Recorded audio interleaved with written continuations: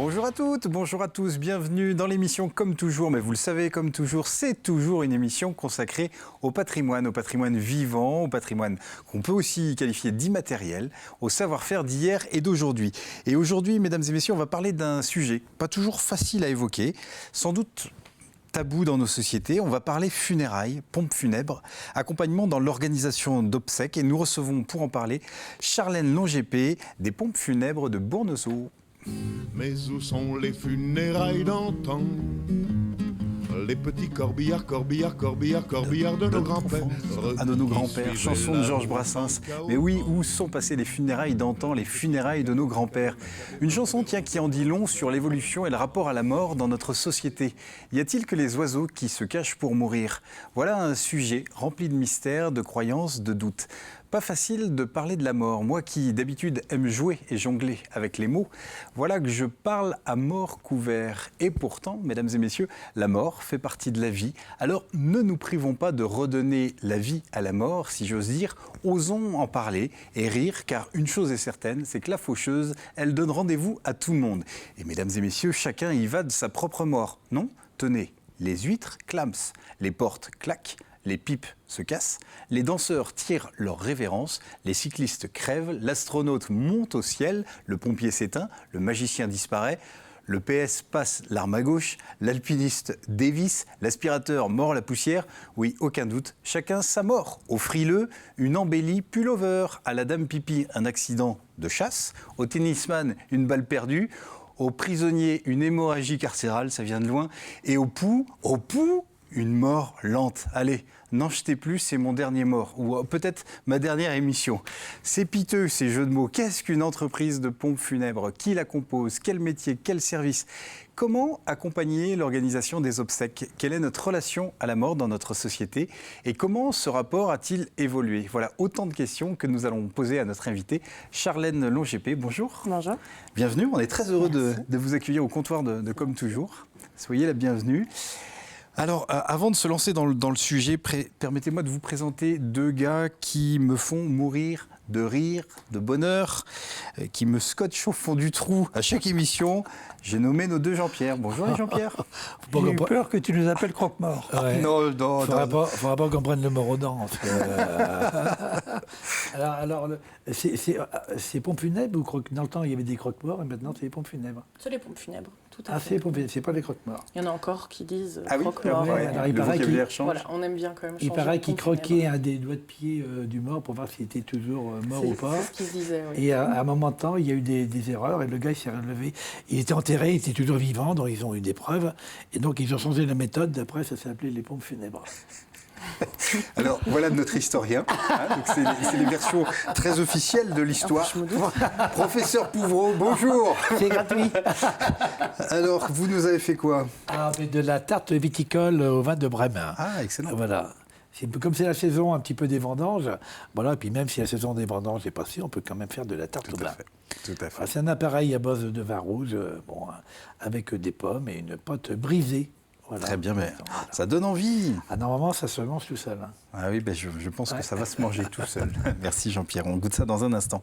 Jean-Pierre Bertrand, Art Expo, un sujet, j'imagine, moi j'ai hâte de savoir comment, quand on fait un bond dans le temps, comment on accompagnait les morts, comment on traitait la mort aussi hier. Alors, on va se donner plusieurs épisodes. Ok. En fait, contrairement à ce qu'on pourrait penser, on a énormément d'archives sur la mort, les funérailles. Parce que c'est un sujet que j'ai voulu qu'il soit abordé auprès des personnes âgées, qui sont nos personnes ressources. Parce qu'en fait, dans ce qu'on trouve dans la littérature scientifique, historique, on parle rarement de la mort. On va parler des mariages, des conscriptions, des choses comme ça. Mais la mort, jamais. Oui, et j'ai pensé, à un moment, j'ai pris conscience qu'on allait zapper une partie de l'histoire humaine. Et donc voilà, j'ai demandé aux enquêtrices de travailler. Je rappelle pour ceux que ça intéresse, il y a une revue 303 où il y a plusieurs pages consacrées seulement à l'annonce de la mort et l'information auprès des voisins. Plusieurs pages. C'est-à-dire que selon les communes, on a des habitudes différentes. Et je n'ai fouillé qu'en Vendée. Oui, donc c'est dire si on élargit le territoire. C'est quelque chose, la mort, qui est mais alors, couverte de plein d'interdits, de plein de rites, etc., etc. Alors, là, j'ai choisi 2 sujets qui ne sont pas forcément, qui ne sont plus d'actualité. C'est comment on gère un mort-né. Oui. Et puis, ce qui était quand même un moment social important, le lien social, c'était le prieur. Le prieur. Le prieur d'enterrement qui allait prévenir du décès, mais aussi de l'heure de l'enterrement. Très bien, on écoute ça dans un instant. Charlène, les pompes funèbres Fèvre de Bournezeau, c'est quoi l'histoire de cette entreprise? Alors, donc, c'est une entreprise qui a été créée en 1987, qui faisait avant des pompes funèbres, mais aussi la partie taxi-ambulance. Ça fait seulement un petit peu plus d'1 an qu'on fait seulement les pompes funèbres. On est installé sur la commune de la Chaise-le-Vicomte et la commune de Bournezeau. Nous avons 2 funérariums qui sont tous les 2 équipés de chacun de 2 salons funéraires avec des halls de réception. Et forcément, d'une partie après derrière avec une pièce de préparation pour les soins de conservation. C'est une équipe, vous êtes plusieurs, c'est une équipe pluridisciplinaire. Alors, quels sont les, je disais en introduction, quels sont les services, quelles sont les personnes, les métiers? On ne s'imagine sans doute pas le monde qu'il y a autour de cette entreprise. Alors, nous, finalement, dans l'entreprise des pompes funèbres Fèvre, nous sommes que 3 en temps plein. Donc, on a Monsieur Fèvre, qui lui est le dirigeant, qui est thanatopracteur. Donc, thanatopracteur, on est d'accord, c'est les personnes qui font les soins aux défunts. Il est également conseiller funéraire et maître de cérémonie. Et ensuite, ma collègue et moi-même sommes toutes les 2 conseillères funéraires et maîtres de cérémonie. Ensuite, on a 5 vacataires qui sont des porteurs de corps. C'est des hommes qui sont retraités, qu'on emploie à la demande sur les cérémonies selon les besoins des familles. C'est toujours la famille qui décide en fait. Il n'y a pas forcément de règles. Alors sachez que de toute façon, dans les pompes funèbres, c'est toujours la famille qui décide. Nous sommes là que pour accompagner, on ne décide absolument rien. Et si la famille souhaite avoir des porteurs de famille, c'est tout à fait possible chez nous. Donc on propose ou pas finalement nos collègues, et puis la famille voit ce qu'elle souhaite faire. Parce que, et on parlait d'un sujet tabou, on imagine souvent beaucoup d'interdits. Autour des cérémonies, alors que si c'est le choix de la famille, c'est souvent possible. Tout à fait. Quand c'est le choix de la famille, c'est possible. Finalement, je pense que c'est un petit peu dans notre inconscient, que étant donné que c'est un sujet qui est très tabou, on voit l'interdit. Mais non, il y a beaucoup de choses qui sont possibles. De plus qu'aujourd'hui, on a la chance de pouvoir personnaliser au mieux. On vient de toute façon dans tous les domaines à vouloir personnaliser un petit peu tout. Et aujourd'hui, les cérémonies funéraires, les obsèques peuvent être personnalisées aussi. Selon les désirs du défunt, mais aussi de sa famille. Comment ça se concrétise votre travail? C'est quoi? Vous êtes conseillère funéraire et maître de cérémonie. C'est quoi? Alors derrière, c'est... Alors, la partie conseil funéraire, c'est vraiment l'accompagnement des personnes et du défunt, finalement, de l'endroit où il vient à décéder jusqu'à sa cérémonie. Donc je parle de l'accompagnement, que ce soit au niveau des démarches administratives, comme finalement du choix du cercueil, du choix du mode d'obsèque, c'est-à-dire la crémation, l'inhumation. On organise ensemble la cérémonie, donc là maintenant je fais partie, là c'est vraiment pour le maître de cérémonie. On organise ensemble la cérémonie avec la famille et ensuite en tant que maître de cérémonie on accompagne la famille, que ce soit dans un lieu de culte ou non. On organise aussi des cérémonies laïques et ensuite on accompagne, que ce soit au crématorium ou bien au cimetière, dans les églises, un petit peu partout, selon toujours les souhaits de la famille. Selon les souhaits de la famille. C'est-à-dire qu'on peut aussi ne pas reposer au funérarium, on peut rester chez soi. Alors, on peut rester chez soi, ça oui, c'est pas interdit. C'est quelque chose qui se fait de moins en moins. Parce que finalement, pour les familles, maintenant, il y a la question aussi de la praticité. C'est plus pratique d'aller dans un funérarium. On a quand même le fait de recevoir les gens à notre domicile, c'est pas toujours évident, surtout dans des moments comme ceci. Donc, c'est quelque chose qui se fait de moins en moins, mais ça se fait encore, surtout dans nos petites communes, ça se fait encore. Donc oui, on peut soit reposer finalement à domicile, soit aller au funérarium, ou bien sinon rester à l'hôpital si on y est décédé. Les démarches administratives, c'est vrai que, enfin, moi là j'ignore, mais il y a beaucoup de démarches administratives. Oui. Il y a besoin vraiment d'un accompagnement pour certains. Alors, nous, on est surtout forcément sur les démarches pendant les obsèques. Donc ça, c'est vraiment une grosse partie aussi de mon travail, forcément. Faut s'imaginer que c'est beaucoup aussi un travail de bureau, bien entendu. Ah oui. Il y a énormément de démarches administratives, mais bon, ça c'est un petit peu notre système à nous qui veut ça. Et ensuite, on propose plusieurs solutions pour l'accompagnement des familles pour les démarches après décès. Parce qu'en effet, après les obsèques, on a beaucoup de travail quand on vient de perdre un proche. Oui. Et vous intervenez dans un contexte émotionnel assez particulier. Donc là, j'imagine qu'il faut savoir trouver les mots, être à l'écoute. Oui. C'est des qualités importantes. Alors, pour moi, c'est très personnel. Pour moi, la qualité la plus importante, c'est forcément l'empathie.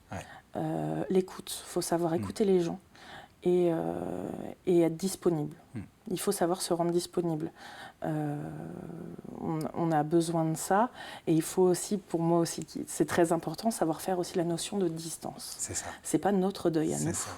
Donc, on se doit aussi de respecter le deuil des gens et donc ne pas se l'approprier. Et il faut aussi que nous, en tant que conseillers funéraires, maîtres de cérémonie, il faut qu'on sache mettre la distance pour notre bien à nous aussi. Oui, c'est ça. Et du coup, les formations, elles aident aussi. J'imagine il y a toute une formation pour devenir conseiller funéraire. Oui. Alors, les formations, on parle surtout de... C'est de la formation écrite. On a très peu de pratique. Donc finalement, je dirais surtout qu'on apprend, comme on dit un petit peu mal, sur le tas.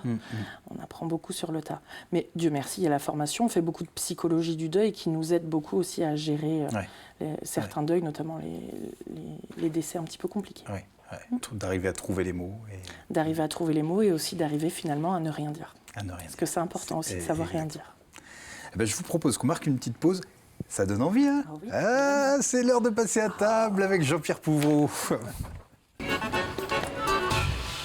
peu de bonheur dans ce monde terrible. Voilà une tarte, c'est la saison des vendanges. Et donc, on faisait éventuellement des tartes aux pommes avec un appareil à base de vin rouge. On fait une pâte brisée avec... il y a 100 grammes de beurre, 250 grammes de beurre, 250 grammes de farine, un jaune d'œuf, et on détrempe la pâte avec du vin rouge et de la détremper avec de l'eau. Voilà. On la laisse reposer pendant 1 heure ou 2 au frigo. Voilà. Alors ensuite, on la pique. Pour éviter, on la fait cuire à blanc au four, avec un peu de blanc d'œuf dessus, ou de tapioca éventuellement. Du tapioca, ça évite que la pâte se détrempe. Et après, on range les pommes qu'on a épluchées et coupées en quartiers comme là. On les range bien serrées. Et on saupoudre de sucre roux et on fait cuire la tarte à sec au four pendant 20 minutes à 170 degrés. Et après, pour terminer la recette, on fait un mélange avec le vin rouge, 4 centilitres de vin rouge, 2 centilitres de crème, 3 œufs, 2 jaunes et 100 grammes de sucre. À réduire à moitié sur le feu, que ça prenne de la consistance. Et après, on saupoudre cet appareil-là sur la tarte qui est déjà pré-cuite au four. Et on termine la cuisson tranquille au four pendant un quart d'heure, à surveiller de près quand même, un quart d'heure, 20 minutes, à 170 degrés. Voilà tous les secrets d'une pâte viticole. Une pâte, j'ai hâte de goûter. C'est très bon. Le ramasse de vin rouge, mais tout l'alcool est évaporé. Voilà, quand on parle de vin, il n'y a pas de souci d'ébriété. Voilà. Si on est malheureux, on peut quand même manger de la tarte sans être ému outre mesure par le vin. Voilà. Vous avez les mots. On peut goûter. Oui, je vous écoute. Les enterrements, on a arrosé ça. Les familles. Bien sûr, il y avait à manger. Oui. Mais encore aujourd'hui, c'est encore une pratique. Oui, le verre de l'amitié, comme on dit. Ça se fait encore beaucoup. Ça se fait encore beaucoup dans les communes.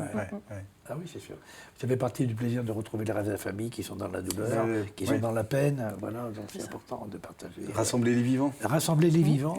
J'ai entendu dans les enregistrements que, surtout dans le bocage, on s'arrangeait pour faire un repas pour les cousins, les familles qui venaient de loin, avant la cérémonie, et puis que personne ne partait après la cérémonie sans avoir ce qu'il fallait pour pour faire la route. Ouais, c'est vrai. Et j'ai vu en Bretagne de véritables banquets au restaurant où les gens c'est sûr. prenaient le temps de faire un vrai déjeuner. Et puis ça resserre aussi des liens, enfin, c'est des épreuves aussi où bien sûr. Puis comme les familles sont éparpillées beaucoup, c'est une façon aussi de revoir des gens qu'on ne voit pas tous les jours. Bien sûr. Et de faire vivre le souvenir aussi. De faire vivre le souvenir, important. Oui. Et Charlène, est-ce que les obsèques, ça se prévoit? Est-ce que c'est une pratique? Est-ce qu'on en parle facilement? On vient vers vous en disant plus tard possible, mais j'aimerais anticiper. Est-ce que c'est quelque chose... De plus en plus. On le voit de plus en plus. Ouais. De plus en plus de personnes, et de plus en plus jeunes finalement, viennent nous trouver pour organiser les obsèques. C'est aussi pour voir l'aspect aussi financier, savoir est-ce qu'il faut que je mette de l'argent de côté pour plus tard. Et on parle aussi toujours des volontés. Je viens parce que je veux quelque chose et j'aimerais vraiment que ce soit respecté. Donc nous, on propose finalement on est garant de ces volontés-là. Et comme ça, quand la personne vient à partir, eh bien c'est chez nous, toutes ces volontés, tout ce qu'elle vient de me livrer. Et comme ça, face à la famille, je dis voilà, elle est déjà venue, cette personne. Elle m'a dit qu'elle voulait ça. Ouais. Et du coup, c'est plus facile aussi pour ceux qui restent. Ça permet aux restants de la famille d'être plus tranquilles, parce que c'est quand même un moment où on a les idées qui ne sont pas claires comme nous aujourd'hui. Et ça permet quand même de se décharger de beaucoup de choses. Donc j'invite vraiment un maximum de personnes à le faire, parce que c'est aussi un vrai réconfort pour les familles. Complètement. Est-ce que vous disiez se renseigner avant aussi pour les tarifs, parce que est-ce qu'il faut être riche pour mourir ou pas? Alors ça ne change rien, mais on s'imagine souvent que les obsèques c'est très cher. Est-ce qu'un prix de cercueil, là aussi il y a du choix, comment ça se passe? C'est un vrai marché aussi là. Oui, bien sûr. Il faut dire qu'on a quand même de très larges gammes de cercueils à proposer aux familles. Il va aussi de nos rites finalement. Qu'est-ce qui fait qu'aujourd'hui, la mort coûte cher, comme on entend? C'est aussi parce que par chez nous, on a des habitudes. Je parle par exemple des parutions dans la presse, je parle par exemple des installations au funérarium, je parle de faire livrer des fleurs, je parle de beaucoup de choses qui finalement sont optionnelles. Aujourd'hui, quelqu'un qui n'a pas du tout de moyens, bien sûr, peut venir à décéder et que ça lui coûte beaucoup moins cher que ce qu'on peut s'imaginer. Il y a un minimum. Il y a forcément un minimum, bien sûr. Quel cercueil Voilà, on a des cercueils qui sont vraiment pour les personnes qui n'ont pas beaucoup de ressources. Nous, notre but, de toute façon, c'est toujours de répondre aux besoins des familles et à leurs attentes. On n'est pas là non plus pour exploser, entre guillemets, le budget. En plus de ça, on comprend qu'après le décès, parfois, ça met aussi dans l'embarras. Par exemple, s'il y a une veuve, un veuf, ça les met dans l'embarras aussi au niveau des finances. Et nous, notre but, c'est pas non plus de les mettre sur la paille, comme on dit.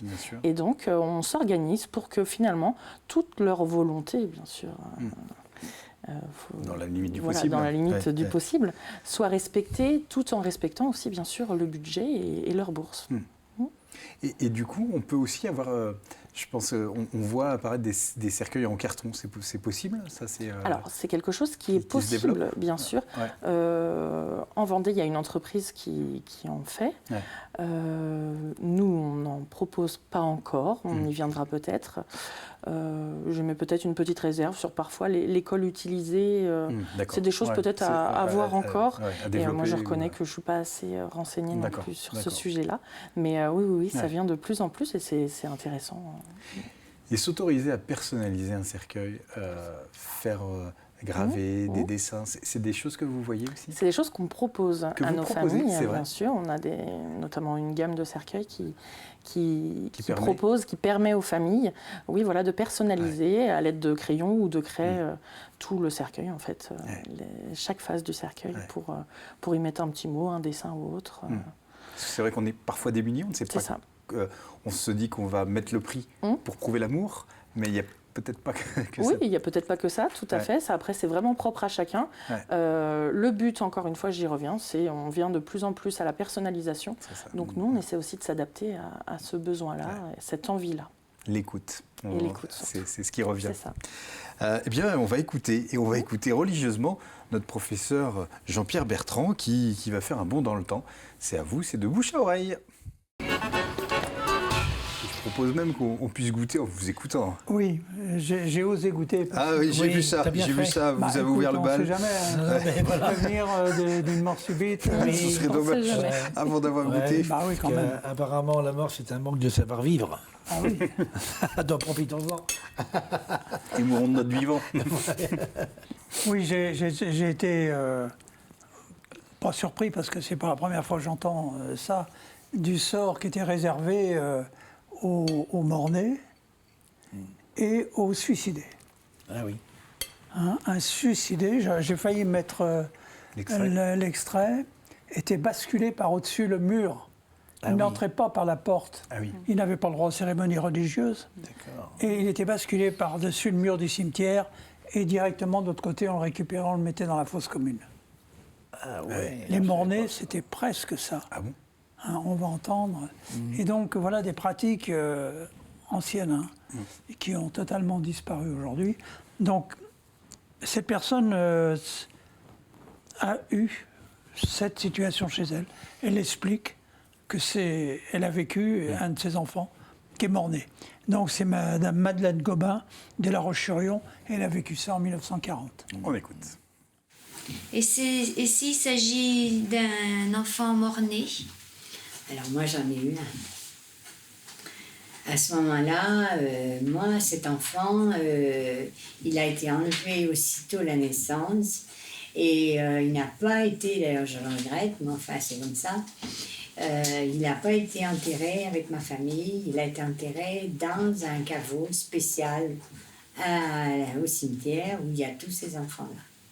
Mais comme j'étais quand même assez bouleversée, mon mari aussi, on nous a dit c'est comme ça. On vous a imposé. Donc si on avait dit non, puisqu'on avait nous des tombes, on aurait pu le garder. Hein. Bon.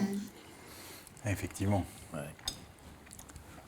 En plus de la peine des parents, d'être aussi marqué par cette situation qui est comme on enterrerait un animal, quoi. C'est la double peine. On lève la question de la reconnaissance de la personne décédée. Et de la dignité. C'est ça, de la dignité et à quel point on peut la reconnaître, cette personne. Dur, hein. Dur. Très dur. Alors sinon, moi, ça a été un petit souvenir aussi, parce que je me souviens, dans Saint-Jean-de-Mont, il y avait un petit bonhomme qui était haut comme ça, qui avait un béret. D'ailleurs, c'était un de ses réflexes de tirer toujours. Devant, Il avait un énorme vélo. Il courait, hop, et c'était le prieur d'enterrement. Alors, il allait tellement vite à donner l'information qu'on n'avait pas compris ce qu'il avait dit. Et il laissait pas de petits papiers, c'était oral. Ah ouais, oral. D'accord. Je viens vous prier de l'enterrement de machin qui est mort. Pouf, paf, paf, hop. Il était déjà parti à courir après le vélo et hop pour. Mais il ne donnait pas de surnom, il donnait le vrai nom. Parce qu'avec les surnoms, ça doit être compliqué. Pas forcément. Ah oui, voilà. Ah bah oui. Ah bah oui, parfois ils sont plus connus avec le surnom. C'est ça. Non, dans des communes comme Saint-Jean-de-Mont, mais dans le Marais, où il y avait 45 familles de Rabalan dans les années 70. Oui. S'il n'y a pas un sobriquet, c'est pas possible de trouver Comment qui l'identifier c'est pas possible, parce que c'est des familles, je parle. C'est pas C'est toi ou ton frère qui est mort? Oui. Alors, voilà, j'ai entendu cette information aussi à la chaise de Vicomte. J'ai choisi parce que je savais que vous étiez à la chaise. J'ai dit, à la chaise, on ne parle pas de prieur. On va entendre ce monsieur, Joseph Boudot, qui nous parle du fait d'aller avertir les voisins dans les années 40 à la chaise. Alors, quand on avait annoncé, donc vous me disiez, on allait chercher les voisins, on annonçait à tout le monde. Oui, là, ça allait vite quand même, là. Parce qu'on était là, puis tout de suite, il y avait les plus proches qui prévenaient, comme nous, quand elle est morte, il y a un de mes voisins qui a prévenu tout de suite autour, là. D'accord. Oui. Donc là, on va de porte en porte? Ah oui, ça allait très vite, là. Et alors après, on appelait ce qu'on avertissait à l'enterrement. Moi, quand j'ai commencé à connaître ça, c'était des voisins qui faisaient ça, 2 ou 3, qui faisaient la commune, qui passaient porte en porte. On appelait ça avertir à l'enterrement. D'accord. Ouais. Jean-Pierre, vous nous disiez pendant qu'on écoutait le sujet, par rapport aux images diffusées. Oui, il y avait une tradition, c'est que quand le maître, le propriétaire terrien, décédait, tous ces fermiers s'unissaient pour fournir des paires de bœufs Et tous les bœufs disponibles de traction étaient installés devant le tombeau qui allait transporter. Là, on voit, il y a 5-6 paires de bœufs. Mais je sais qu'à Jean-Yol, à cette époque-là, il y avait 32 paires de bœufs. 64 bœufs qui tiraient le corbillard. C'est déjà la fin de notre émission. Le temps passe vite. En tout cas, merci d'avoir mis les mots. Merci de nous avoir expliqué aussi un peu le déroulement, comment on organisait des obsèques. Merci beaucoup, Charlène. Merci à vous. Ça a été un plaisir. Merci au Jean-Pierre d'aborder ce sujet avec le sourire et avec simplicité. Bravo, Charlène. Merci bien. Et puis ici, on a l'habitude de se dire à bientôt. À bientôt. À bientôt.